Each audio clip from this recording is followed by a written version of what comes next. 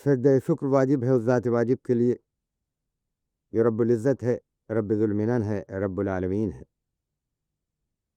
ہم اس کی پناہ میں آتے ہیں اور درود و سلام بھیجتے ہیں صرف النبل دانہ سبل ختم الرسل مولا کل صلی اللہ علیہ وسلم پر۔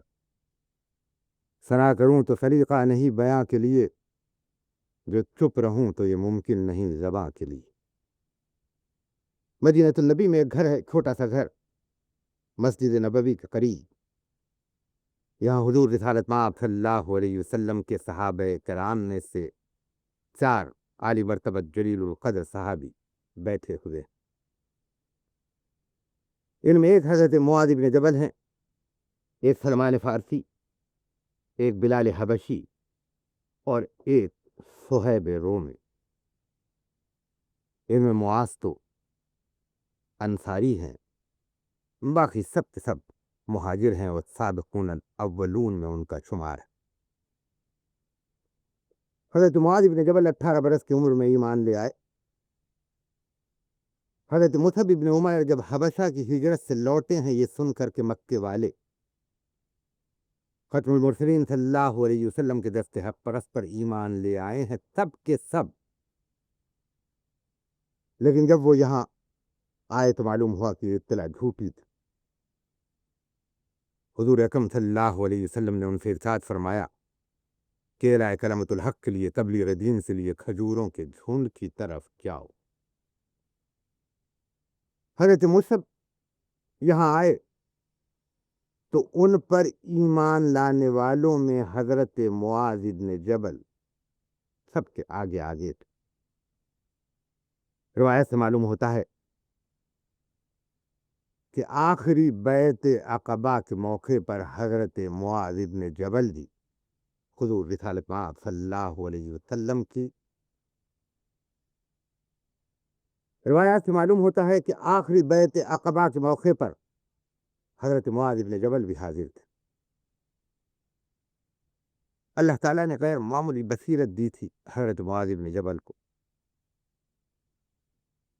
بنو سلمہ کی مسجد میں وہ امامت کیا کرتے تھے۔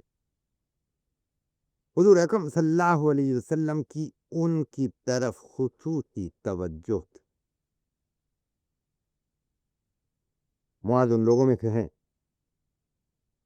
جنہیں یہ شرف و منزلت حاصل ہے کہ اللہ کے رسول کی زبان مبارک سے سن کر انہوں نے پورا کلام اللہ حفظ کر لیا تھا۔ بخاری اور مسلم کی روایت۔ حضرت معاذ بن جبل کی بصیرت پر اللہ کے رسول کو بڑا بھروسہ تھا۔ چنانچہ فتح مکے کے بعد آپ صلی اللہ علیہ وسلم نے حضرت معاذ بن جبل کو حکم دیا کہ مکے میں رہ جائیں اور نئے ایمان لانے والوں کو قرآن پڑھائیں، اسلامی تعلیمات سے واقف کرائیں۔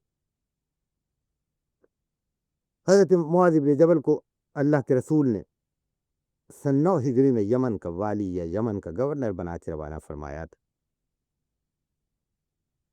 یہی موقع تھا جب کشف فلک نے ایک عجیب و غریب منظر دیکھا تھا کہ حضور رسالت مآب صلی اللہ علیہ وسلم انہیں رخصت کرنے کے لیے مسجد نبوی سے باہر نکل آئے تھے۔ معاذ خدا حافظ کہہ کے اپنے اونٹ پر سوار ہو گئے تھے کہ حضور اکرم صلی اللہ علیہ وسلم نے انہیں آواز دی اور مدینے والوں نے یہ منظر اپنی آنکھوں سے دیکھا کہ معاذ اپنے اونٹ پر سوار تھے اور اللہ کے رسول پیادہ پا ان کے ساتھ چل رہے تھے۔ معاذ بار بار چاہتے تھے کہ سواری سے اتر جائے۔ معاذ کو ہر لمحہ یہ محسوس ہو رہا تھا کہ ان سے بے ادبی ہو رہی ہے، گستاخی ہو رہی ہے، لیکن سید العرب والعجم صلی اللہ علیہ وسلم کا ارشاد تھا کہ معاذ بیٹھے رہو۔ یہ یمن کی روانگی ہی کا موقع تھا کہ اللہ کے رسول نے حضرت معاذ بن جبل سے پوچھا تھا کہ تم حاکم کی حیثیت سے یمن میں رہو گے تو وہاں مقدمات کے فیصلے کس طرح کرو گے؟ حضرت معاذ کو ایک لمحے کے لیے رسول اکرم صلی اللہ علیہ وسلم کی یہ بات سن کر تعجب ہوا، لیکن انہوں نے عرض کیا کہ یا رسول اللہ، قرآن کے ذریعے مقدمات کے فیصلے کروں گا۔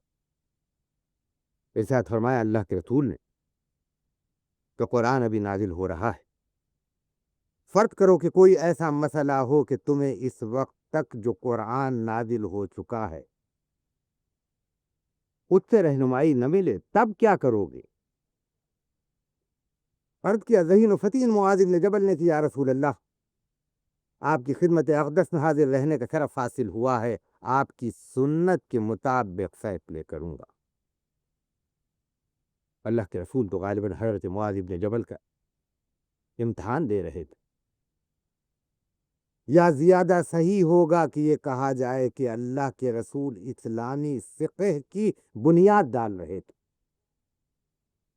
اس لیے حضور اکرم نے پوچھا کہ اگر فرض کرو کہ میری سنت سے بھی تمہیں اس مقدمے کے فیصلے کے لیے کوئی رہنمائی نہ مل سکے تو تب کیا کرو؟ روایتیں ہیں کہ حضرت معاذ بن جبل نے یہ فرمایا کہ یا رسول اللہ، ایسے موقع پہ اجتہاد کروں گا۔ اجتہاد کا مقصد یہ ہوتا ہے کہ روح قرآنی کو سمجھ کر اور سنت نبوی کو پوری طرح سے ذہن میں رکھ کر کسی نئے مسئلے کے بارے میں کوئی صاحب الرائے مسلمان اپنی رائے قائم کرے۔ کہا یہ بھی جاتا ہے کہ اس موقع پہ حضرت معاذ بن جبل نے جو فرمایا تھا کہ میں قیاس بھی کروں گا یعنی اجتہاد، اور اگر ایسے لوگ مل جائیں جو قرآن کے بذات سے واقف ہوں اور آپ صلی اللہ علیہ وسلم کی سنت جانتے ہوں تو ان سے مشورہ بھی کر لوں گا، اور جس طرف سب کی رائے ہوگی اس پہ عمل کروں گا۔ یہ آخری جملے حضرت معاذ بن جبل نے فرمائے ہوں کہ نہ فرمائے ہوں، لیکن اسلامی فقہ کی بنیاد یہی چار باتیں۔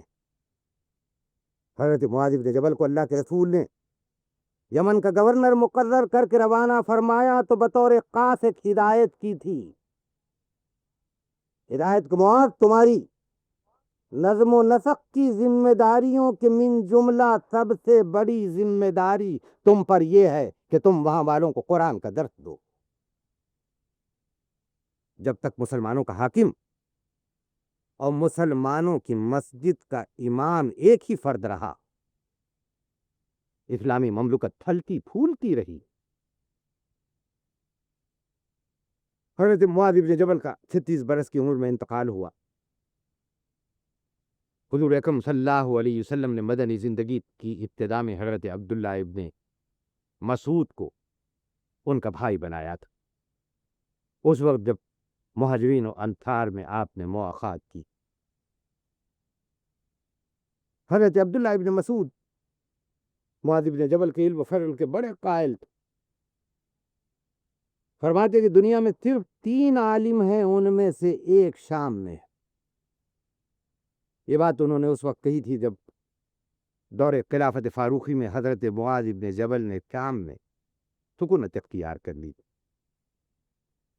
اسلام کے ایک اور جلیل القدر فرزند، بہت بڑے مفسر اور بہت بڑے محدث حضرت عبداللہ ابن عمر فرماتے تھے اپنے دوستوں سے کہ تم جانتے ہو عقلاء کون ہیں؟ لوگ کہتے کہ ہم نہیں واقف ہیں، تو فرماتے کہ معاذ ابن جبل اور ابو درداء۔ مسند احمد ابن حنبل کی ایک روایت ہے کہ حضرت معاذ ابن جبل کو تاریخ اسلام میں ایک عجیب و غریب اجتہاد کا امتیاز حاصل ہے۔ حضور اکرم صلی اللہ علیہ وسلم کے صحابہ اکرام جب امام الانبیاء صلی اللہ علیہ وسلم کے پیچھے نماز پڑھنے کے لیے آتے اور کبھی جماعت میں دیر سے شریک ہو جاتے تو دوسروں سے پوچھ لیا کرتے تھے کہ کتنی رکعتیں گزر گئے۔ ایک مرتبہ حضرت معاذ بن جبل آئے، نماز شروع ہو چکی تھی، جماعت قائدین بیٹھی ہوئی تھی، وہ آئے تو سیدھے قاعدے میں مل گئے۔ انہوں نے کسی سے یہ نہ پوچھا کہ کتنی رکعتیں ہوئی ہیں، اور جب امام الانبیاء صلی اللہ علیہ وسلم نے سلام پھیرا تو حضرت معاذ بن جبل اٹھ کھڑے ہوئے اور باقی نماز پوری۔ اللہ کے رسول نے ان کے اس عمل کو دیکھا اور صحابہ کرام سے ارشاد فرمایا کہ معاذ نے تمہارے لیے ایک آسانی کی صورت پیدا کی ہے جسے میں پسند کرتا ہوں، اسے تم اختیار کر لو۔ اس دن سے مسلمان جب جماعت میں دیر سے آتے، دیر سے شریک ہوتے، تو چھوٹی ہوئی نماز پہلے نہ پڑھتے تھے، بلکہ جماعت میں شریک ہو جاتے جیسے آج ہم شریک ہو جاتے ہیں، اور جو نماز چھوٹی ہوئی ہوتی ہے اسے بعد میں ادا کرتے ہیں۔ دوسرے صحابی جو وہاں بیٹھے ہوئے تھے وہ حضرت سہیب رومی تھے، ان کا وطن موصل تھا، ان کے والد و چچا شاہان کسریٰ کی طرف سے ابلا کے گورنر تھے۔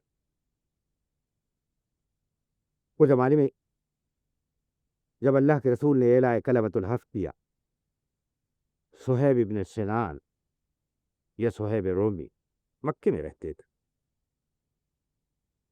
1 سال گزرا، 2 سال گزرے، 3 سال گزرے، 4 سال گزرے، حتیٰ کہ بعثت نبوی کے 5 سال گزر رہے تھے۔ انہوں نے دیکھا کہ ابو بکر صدیق رضی اللہ تعالیٰ عنہ ایمان لا چکے ہیں، ابو عبیدہ ابن جراح ایمان لا چکے ہیں، عثمان غنی ایمان لا چکے ہیں، لڑکوں میں حضرت علی ایمان لا چکے ہیں، نوجوانوں میں حضرت زبیر ابن عوام ایمان لا چکے ہیں۔ خود ان کا بھی دل چاہتا تھا کہ دست حق پرست پر اللہ کے نبی کے بیعت قبول کرے۔ حضور اکرم بیعت ارقم میں ٹھہرے ہوئے تھے،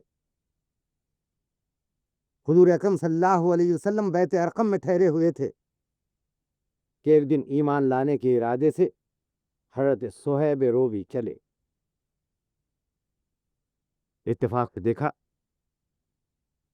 کہ راستے میں عمار ابن یاسر مل گئے، پوچھا کدھر کے ارادے؟ دونوں ایک دوسرے کو دیکھ کر تھٹک گئے تھے،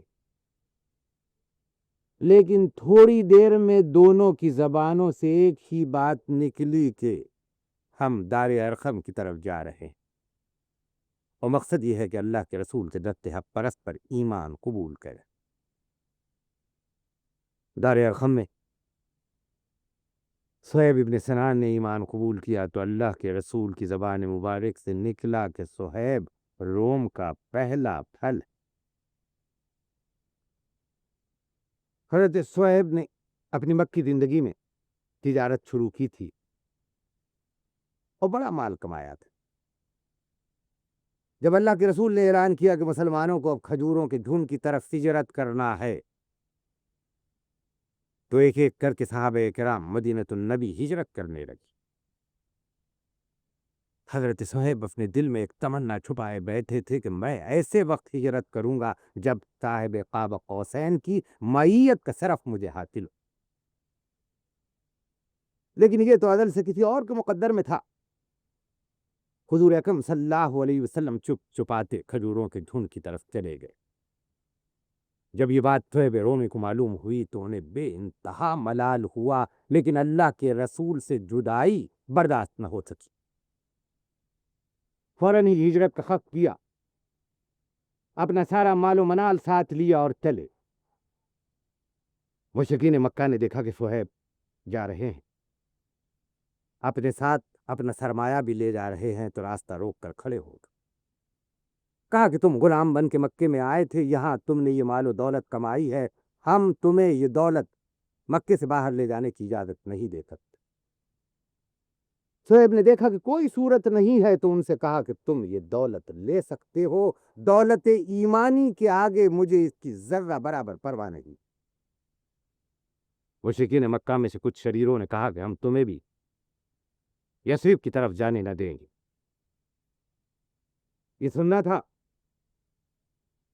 کہ حضرت صہیب رومی نے انہیں للکارا اور کہا میرے اس ترکش کو دیکھتے ہو جن میں تیر پڑے ہیں، تم میں سے ہر ایک اس بات کو اچھی طریقے سے جانتا ہے کہ میرا نشانہ بے خطا۔ اگر تم میں سے کسی نے جرأت کی کہ میرے قریب آئے تو میرا بے قطع نشانہ تم پر خالی ہوگا، اور جب میری ترکش کے تمام تیر ختم ہو جائیں گے تو دیکھنا کہ میرے میان میں میری تلوار مچلی جا رہی ہے۔ اس وقت تک جب تک کہ میرے سینے میں سانپ کی ہلکی سی ایک رمق باقی ہے، میں تم میں سے کسی کو اپنے اوپر قابو پانے نہ دوں گا۔ آؤ، اگر تم میں سے کوئی مجھ سے مقابلہ کرنا چاہتے ہیں، روکو، اگر تم مجھے ہجرت مدینۃ النبی سے روک سکتے ہو۔ مشرکین مکہ میں بھلا کہاں جرأت تھی کہ اس جرأت ایمانی کا مقابلہ کرتے؟ حضرت صہیب رومی دن دناتے کھجوروں کے جھنڈ کی طرف سے ابھی جناب رسالت پناہ صلی اللہ علیہ وسلم کا قیام قباء ہی میں تھا۔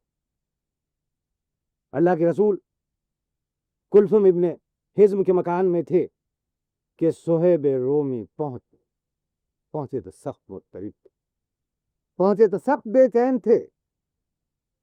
ہمیں نبوی کے پروانے جو تھے، اللہ کے رسول سے چھوٹے ہوئے جو تھے، بے اختیار کہنے لگے کہ یا رسول اللہ، آپ نے مجھے ہجرت کے وقت اپنے ساتھ نہیں رکھا، نہ جانے کب سے میں یہ تمنا اپنے دل میں چھپائے ہوئے تھا۔ یہ موقع تھا کہ اللہ کے رسول نے ارشاد فرمایا، صہیب، ہمیں معلوم ہے کہ تم نے کس طریقے سے ہجرت کی۔ اشارہ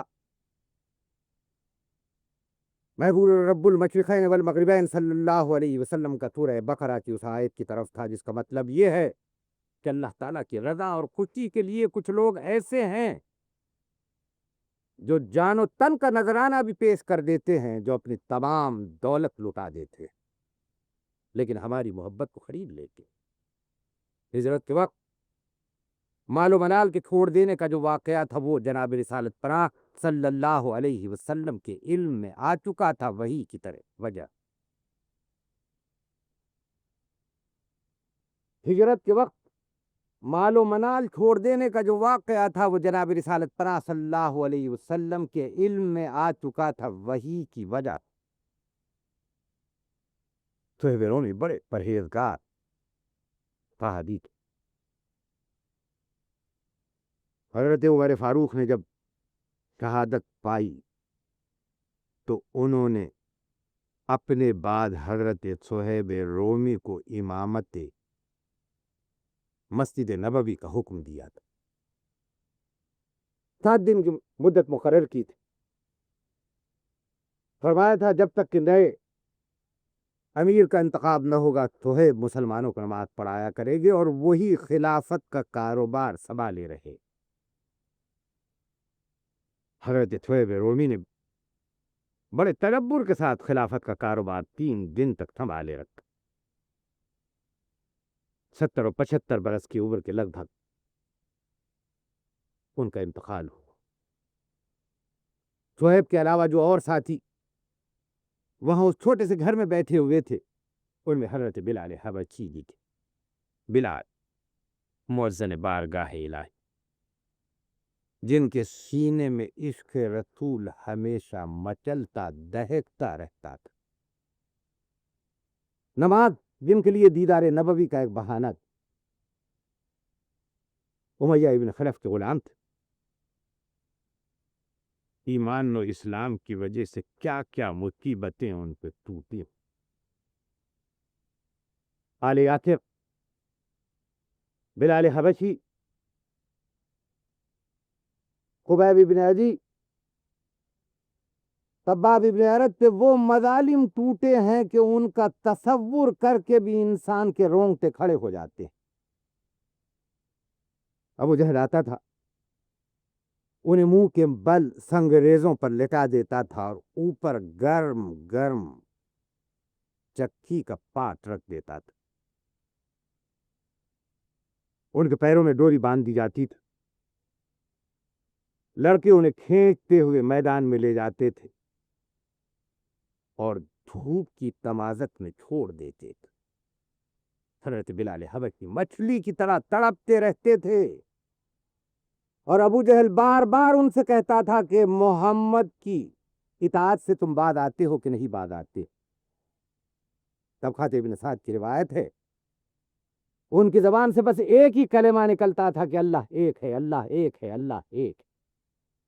امیہ ابن خلف آتا، کہتا کہ پتھروں میں اسی طرح دبا رہے حتیٰ کہ موت تجھے آ لے، یا مجھ سے کہہ دے کہ تو نے محمد صلی اللہ علیہ وسلم کو چھوڑ دیا۔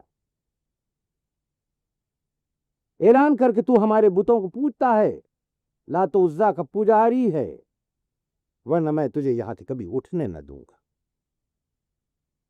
لیکن بلال تو حق گوٹ، ان کی زبان پر ایک ہی لفظ آتا تھا، احد احد احد۔ اول الحبل کا نعرہ ان کی زبان سے کبھی نہ نکلتا تھا۔ روایت ہے ایک مرتبہ ورقہ ابن نوفل صفا و مروہ کے درمیان سے گزر رہے تھے، انہوں نے دردناک کراہوں کی آواز سنی، اس طرف پہنچے جدھر سے یہ کربناک چیخیں بلند ہو رہی تھیں، تو دیکھا کچھ نوجوان کسی کو گھیرے ہوئے، راستہ سارا خون آلود۔ ایک شخص ہے جو سنگریزوں پر مچھلی کی طرح تڑپ رہا، اس کے سینے پہ پتھر رکھا ہے، بڑا وزنی پتھر، اس کے پیروں میں رسی بندھی ہے، اسے یہ شریر نوجوان لڑکے کھینچے لیے جا رہے ہیں اور بار بار اعلان کر رہے ہیں کہ ایمان سے پھر جا، اسلام سے پلٹ جا۔ لیکن بلال حبشی کی حق شناس آواز، لیکن بلال حبشی کی حق شناس زبان اللہ اکبر کے سوا اور کچھ نہیں کہتی۔ ورقہ ابن نوفل نے دیکھا کہ بے طرح بلال حبشی تڑپ رہے ہیں، تو ایک لمحے کے لیے ان کے قریب آئے اور آہستہ سے کہا کہ جان بچانے کے لیے ایک مرتبہ اگر تم اول الحبل کہہ دو تو کوئی حرج نہیں۔ کہا جس زبان سے اللہ و عہد نکلا ہے اس زبان سے اول الحبل کبھی نہیں نکل سکتا۔ آخر حضرت ابوبکر صدیق رضی اللہ تعالی عنہ نے اپنا ایک غلام دے کر منہ مانگے داموں پر امیہ ابن خلف سے حضرت بلال حبشی کو رہا کروایا۔ یہاں سے نکلے تو جناب رسالت پرا صلی اللہ علیہ وسلم کی خدمت اقدس میں رہنے لگے۔ حضرت عمر انہیں میرے آقا کے الفاظ سے مخاطب کیا کرتے تھے۔ اللہ کے رسول کا ارشاد تھا کہ بلال حبشہ کا سردار ہے۔ حضور اکرم صلی اللہ علیہ وسلم نے جب ہجرت فرمائی تو آپ کے گھر کے انتظامات حضرت بلال حبشی ہی کے سپرد۔ مسجد نبوی میں جب پہلی بانگ اذاں بلند ہوئی ہے تو وہ بلال حبشی ہی کی زبان سے بلند ہوئی، اور بہت سے ایسے مواقع ہیں، تاریخی مواقع، جب حضرت بلال حبشی ہی کو اذان دینے کا شرف حاصل ہوا تھا۔ خندق کی لڑائی کے موقع پر جب اللہ کے رسول کی مسلسل 3 نمازیں چھوٹی تھیں تو عشاء کے وقت اذان دینے والے حضرت بلال حبشی ہی تھے جنہوں نے جدا جدا اقامتیں کہی تھیں، اور اللہ کے رسول نے اپنی چھوڑی ہوئی ظہر، عصر اور مغرب کی نمازیں اس وقت پڑھی۔ فتح مکہ کے موقع پر یہ شرف حضرت بلال حبشی ہی کو حاصل ہوا تھا کہ جہاں حرم کعبہ میں انہیں خون میں نہلایا جاتا تھا، وہاں دیوار کعبہ پہ کھڑے ہوئے وہ اللہ اکبر کا نعرہ بلند کر رہے تھے۔ وہ نعرہ جو سمندروں میں تہلکہ مچا دیتا ہے، وہ پہاڑوں کو لرز بر اندام کر دیتا ہے۔ ان کے ایک اور ساتھی جو اس وقت اس مکان میں بیٹھے ہوئے تھے حضرت سلمان فارسی تھے، ان کا موجودی نام تھا مہبہ ابن بوزخشاں۔ بارگاہ نبوت سے انہیں سلمان الخیر کا لقب عطا ہوا تھا۔ اصفہان کے جے نامی قریے کے باشندے تھے۔ مجوسیت کے آتش کدے سے نکلے تو تثلیث کی پناہ گاہ میں آ گئے۔ ہوا یہ کہ ان کے والد انہیں بہت عزیز رکھتے تھے، لڑکیوں کی طرح انہیں چھپا کے اپنے گھر میں رکھتے تھے۔ اس مرتبہ اتفاق سے اپنی زمینوں پہ چلے تو کلیسا کی طرف سے گزر ہوا، وہاں عیسائیوں کو عبادت کرتے دیکھ کر انہیں خیال پیدا ہوا کہ ہماری عبادت یہ عبادت اچھی۔ دیر سے لوٹے تو باپ نے پوچھا کہ کہاں چلے گئے تھے؟ کہا کہ راستے میں کلیسا کے پاس رک گیا تھا، دیکھ رہا تھا ان لوگوں کا طرز عبادت ہم سے بہتر۔ باپ نے دیکھا کہ بیٹے کی نظریں بدل رہی ہیں تو کہا غلط کہتے ہو، ہماری عبادت سب سے بہتر عبادت۔ لیکن مابہ جسے اللہ کے رسول کی زبان مبارک سے سلمان الخیر کا لقب ملنے والا تھا، تڑپ رہے تھے وحدانیت کے لیے۔ وہ چھوٹی سی عمر میں انہوں نے ارادہ کر لیا کہ صراط مستقیم کو ڈھونڈ کر ہی رہیں گے۔ کچھ دنوں کے بعد اپنا گھر چھوڑا اور ایک کلیسا میں رہنے لگے۔ موصل سے نصیبین، نصیبین سے اموریا گئے تلاش حق میں۔ اموریا کے اس خف نے دیکھا کہ ان کے دل میں وحدانیت کی بڑی تڑپ ہے، تو کہا کہ عیسائیت تمہیں کچھ دینے والی نہیں۔ ہاں، میں نے انجیل میں کچھ بشارتیں پڑھی ہیں، ان بشارتوں کی بنا پر تمہیں یہ کہتا ہوں کہ وہ زمانہ اب قریب آ گیا ہے جب کھجوروں کے جھنڈ میں اللہ کا آخری رسول پناہ لینے والا ہے، تمہارے دل کی آگ تو وہیں جا کے ٹھنڈی ہوگی۔ انہی سے تمہیں صراط مستقیم ملے گی، انہی کی وجہ سے تمہارے روح میں اہتزاز پیدا ہوگا۔ اب کیا تھا، سلمان کے دل سے تو لگ گئی۔ بار بار لوگوں سے پوچھتے کہ یثرب کا راستہ کون سا۔ آخر معلوم ہوا کہ کاروان وادی القرا کی طرف جا رہا ہے، تو اس سے اپنے تمام بھیڑ بکری دے دی اور کہا کہ مجھے کسی صورت سے یثرب پہنچا دینا۔ انہوں نے دیکھا کہ سیدھا سادہ آدمی ہے، تو راستے میں انہیں ایک یہودی کے ہاتھوں بیچ قسمت میں لکھا تھا کہ کسی نہ کسی طرح ٹھوکریں کھاتے ہوئے اپنی منزل تک پہنچ جائیں۔ اس یہودی نے یثرب کے رہنے والے اپنے بھائی کے ہاتھوں انہیں دام و فروخت کر دی۔ سلمان کے صبح و شام گرفتاری میں گزرتے تھے، دن رات محنت ہی محنت، ایک لمحے کے لیے راحت انہیں نصیب نہ تھی۔ ایک دن اتفاق یہ ہوا کہ اپنے مالک کے ساتھ وہ مالک کے کھجوروں کے باغ میں آئے اور کھجور کے ایک درخت پر چڑھے ہوئے کھجور کے خوشے توڑ رہے تھے کہ سنا نیچے کوئی مالک سے گفتگو کر رہا۔ گفتگو پہ کان دھر کے سننے لگے تو جو آواز انہوں نے سنی وہ یہ تھی کہ مالک کا بھائی مالک سے کہہ رہا تھا کہ بنی قیلا کا برا ہو، ایک شخص کو قبا میں گھیرے بیٹھے ہیں، کہتے ہیں کہ یہ اللہ کے آخری رسول ہے۔ یہ سننا تھا کہ سلمان فارسی دھم سے کھجور کے درخت سے نیچے کود پڑے اور اپنے مالک کے بھائی سے پوچھا، تم کیا کہہ رہے تھے، ذرا مجھے وہ اطلاع سنانا۔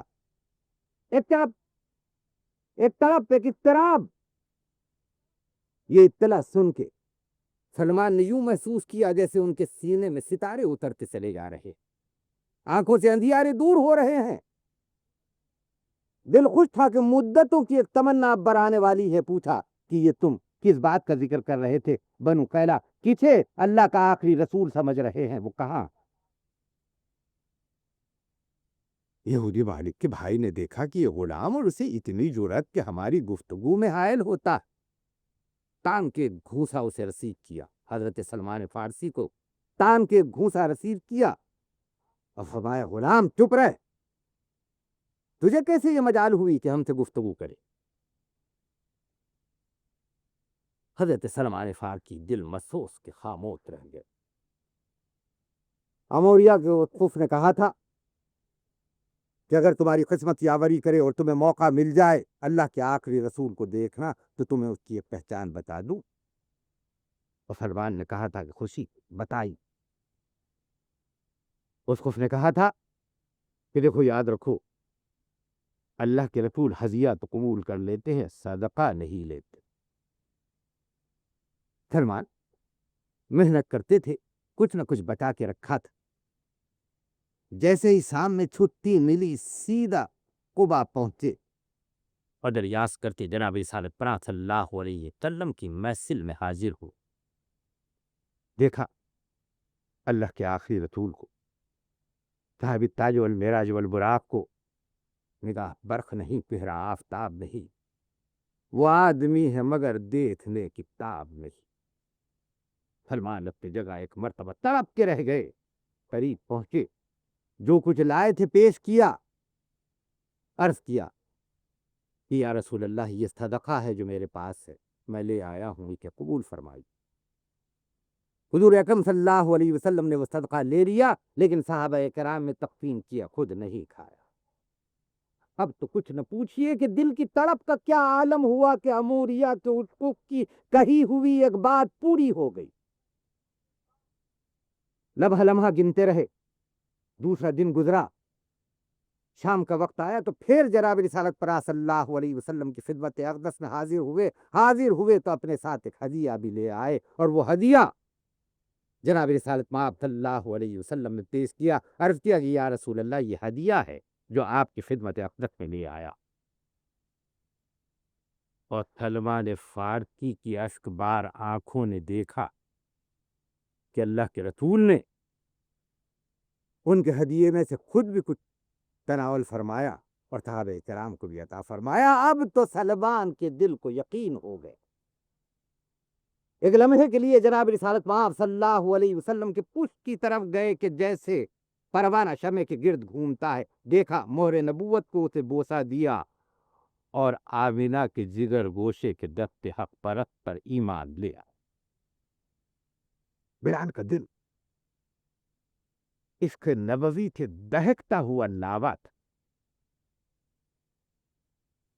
مگر میں احد کی لڑائی میں شریک نہ ہو سکے، اس لیے کہ غلامی کے دور سے گزر رہے تھے، حتیٰ کہ جناب رسالت پناہ صلی اللہ علیہ وسلم کے حکم سے انہیں آزادی نصیب ہوئی۔ 300 کھجور کے درختوں اور 40 اوقیہ سونے کے بدلے۔ پھر تو سلمان فارسی اصحاب صفہ میں شریک ہو گئے۔ امہات المومنین کی بعض روایتوں سے معلوم ہوتا ہے کہ جناب رسالت پناہ صلی اللہ علیہ وسلم راتوں کو بڑی دیر گئے تک حضرت سلمان فارسی سے گفتگو کرتے رہتے۔ کبھی کبھی تو امہات المومنین کو بڑا برا معلوم ہوتا تھا کہ ان کا وقت سلمان فارسی کی گفتگو میں ختم ہو جاتا۔ حضور اکرم نے ایمان لانے کے بعد ان کا بھائی چارہ حضرت ابو درداء سے کرایا تھا۔ حضرت عمر فاروق کے دور میں وہ مدائن کے گورنر رہے، اور جب سعد ابن ابی وقاص سے کسرا کے قصر ابیض کو فتح کیا ہے تو اس وقت وہ ان کے ساتھ بھی تھے۔ کہا جاتا ہے کہ حضرت سلمان فارسی بڑے ذہین آدمی تھے، اللہ تعالیٰ نے انہیں بڑا علم دیا تھا، ارشاد تھا کہ وہ علم کا ظرف۔ حضرت علی فرمایا کرتے تھے کہ اول و آخر کے تمام معاملات کا انہیں علم ہے۔ مطلب یہ تھا کہ وہ قرآن سے بھی اچھی طرح سے واقف تھے، اور ان صحائف سے بھی واقف تھے جو قرآن سے پہلے نازل ہو چکے۔ خندق کی لڑائی کا موقع تھا، حضور اکرم صلی اللہ علیہ وسلم نے صحابہ کرام کی ایک ٹکڑی تو کچھ زمین بانٹی تھی۔ سلمان فارسی کو ہر ٹکڑی والے چاہتے تھے کہ اپنے ساتھ ملا لے۔ حضور اکرم صلی اللہ علیہ وسلم کی خدمت میں درخواستیں جا رہی تھی مسلسل، عرضداشتیں تھی مسلسل، گزارشیں تھی مسلسل کہ یا رسول اللہ سلمان کو ہمارے ساتھ کر دیجیے، یا رسول اللہ سلمان کو ہمارے ساتھ کر دیجیے، یا رسول اللہ سلمان کو ہمارے ساتھ کر دیجیے۔ اللہ کے رسول نے دیکھا کہ سبھی سلمان فارسی کو اپنے ساتھ رکھنا چاہتے ہیں، تو فرمایا کہ سلمان تو اس ٹکڑی میں ہوں گے جس ٹکڑی میں ہم ہیں، وہ تو ہمارے اہل بیت میں تھے۔ حضرت سلمان فارسی واحد صحابی ہیں جنہیں یہ شرف حاصل ہوا کہ اللہ کے رسول نے یہ ارشاد فرمایا کہ وہ تو میرے اہل بیت میں سے ہیں، کہ اعزازی اہل بیت۔ یہ چاروں صحابہ بیٹھے آپس میں گفتگو کر رہے تھے، حضرت معاذ بن جبل، سلمان فارسی، بلال حبشی، صہیب ابن سنان یا صہیب رومی۔ اتنے میں ایک شخص اس گھر میں آیا، قیس ابن مطاطیہ اس کا نام تھا۔ دانشوروں کا چلن، منافقوں کا رنگ، بات کرنے کے وہی ڈھنگ جو اس دور میں بھی دانشوروں میں پائے جاتے ہیں۔ کہا دیکھو ایک بات تم سے کہتے ہیں، سوچنے کی بات. ہاں ہے بات ذرا تھوڑی سی جذباتی، لیکن بھڑکنا مت. یہ جو معاذ ابن جبل ہے، اس کی زبان عربی ہے، اس کا کلچر عربی ہے. اگر اس نے ایک ایسے شخص کو اپنا ہادی برحق مان لیا ہے جس کی زبان عربی ہے اور جس کا کلچر عربی ہے، تو اس نے تو ٹھیک کیا. لیکن اے بلال، تمہیں کیا ہوا ہے؟ تمہاری زبان تو قبطی زبان ہے. اے صہیب رومی، تمہیں کیا ہوا ہے؟ تمہاری زبان تو عبرانی ہے. سلمان، تمہاری ثقافت جدا، تمہاری زبان بدلی ہوئی. بھلا تم نے ایک عربی بولنے والے کو کس طریقے سے اپنا ہادی برحق مان دیا؟ منافق مسلمانوں میں پھوٹ ڈال رہا. دانشوروں کا یہی تو طریقہ ہے کہ صاحبان ایمان کے اعتقاد کو متزلزل کرنا چاہتے ہیں بڑے دانشورانہ انداز میں. حضرت معاذ ابن جبل نے اس منافق کو دیکھا کہ اس طریقے سے بات کر رہا ہے، تو اس کا گریبان پکڑا اور گھسیٹتے ہوئے مسجد نبوی کی طرف چلے. مسجد نبوی میں پہنچے تو جناب رسالت پناہ صلی اللہ علیہ وسلم کے حجرے پہ پہنچے اور اللہ کے رسول سے اجازت چاہی کہ ان کے حجرے میں حاضر ہو. اور جیسے ہی اجازت ملی، حضور اکرم صلی اللہ علیہ وسلم سے حضرت معاذ ابن جبل نے عرض کیا کہ یا رسول اللہ، قیس ابن مطاطیہ نے میرے بلال حبشی کے، سلمان فارسی کے اور صہیب رومی کے سامنے یہ باتیں کی. حضور اکرم صلی اللہ علیہ وسلم اس طریقے سے بیٹھے ہوئے تھے کہ چادر کا ایک سرا آپ کے کندھے پہ تھا، ایک سرا زمین پہ پڑا ہوا تھا. اللہ کے رسول جن کا چہرہ ہمیشہ شگفتہ رہتا تھا، آپ صلی اللہ علیہ وسلم نے حضرت معاذ ابن جبل کی یہ بات سنی تو آپ بے حق برف روکتا ہو. عالم برف روختگی میں حضور اکرم صلی اللہ علیہ وسلم اٹھتے ہیں اس حال میں کہ چادر کا ایک کونا آپ صلی اللہ علیہ وسلم کے کندھے پر ہے اور ایک کونا زمین پر لیڑ رہا ہے. آپ اپنے حجرے سے نکلتے ہیں، مسجد نبوی میں پہنچتے ہیں، بلال حبشی کو حکم دیتے ہیں کہ الصلاۃ جامعۃ کا نعرہ لگاؤ اور فی الفور مسلمانوں کو مسجد نبوی میں جمع کرو. مسلمان جانتے تھے کہ بلال حبشی جب یہ نعرہ بلند کرتے ہیں تو اس کا مطلب یہ ہے کہ صاحب قاب قوسین، مقام محمود کے مالک، محبوب رب المشرقین والمغربین صلی اللہ علیہ وسلم کسی خاص مسئلے پر مسلمانوں سے گفتگو کرنا چاہتے. چنانچہ مسلمان اپنا سارا کام کاج چھوڑ کے مسجد نبوی میں حاضر ہوتے.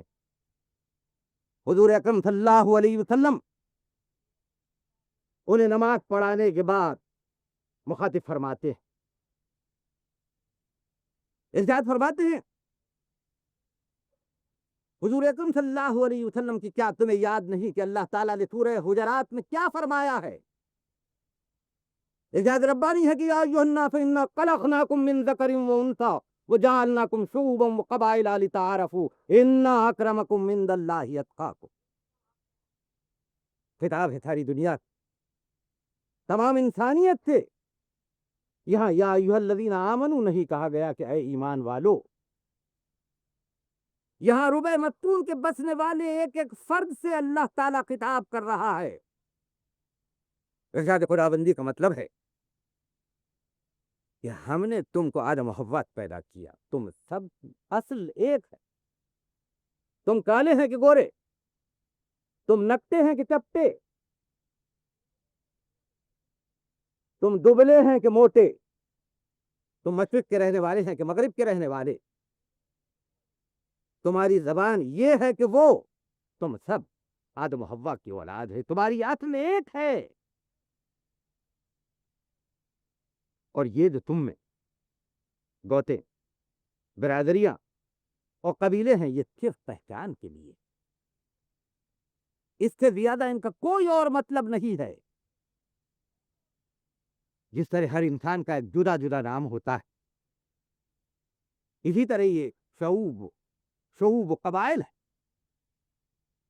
تاکہ تمہاری پہچان ہو سکے. اگر ہم میں کوئی پنجابی ہے، کوئی سندھی ہے، کوئی بلوچی ہے، کوئی سرحدی ہے، کوئی تورانی ہے، کوئی ایرانی ہے، کوئی ہندوستانی ہے، تو لا الہ الا اللہ کہنے والے اور محمد الرسول اللہ کا نعرہ لگانے والوں کو اس سے کوئی فرق نہیں پڑتا۔ مسلمان جہاں بھی ہیں قبلہ رو ہو کے نماز پڑھتے ہیں۔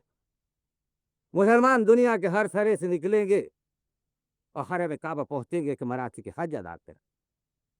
رمضان کا مہینہ آئے گا تو تمام دنیا کے رہنے والے مسلمان برابر مقررہ اوقات میں روزہ رہیں گے، نماز پڑھیں گے تو ان کے اعمال ایک سے ہوں گے، خیرات کریں گے تو وہی خداوندی کے الفاظ ہی کی تلاوت کریں گے، ایک صف میں سب مل کے کھڑے رہیں گے، محمود بھی، عیاض بھی، عربی بھی، عجمی بھی۔ اجازت فرمایا اللہ کے رسول نے کہ یہ ذاتیں، گوتے، برادریاں یہ تو صرف تعارف اور پہچان کے لیے ہیں، اس سے زیادہ ان کی کوئی حقیقت نہیں۔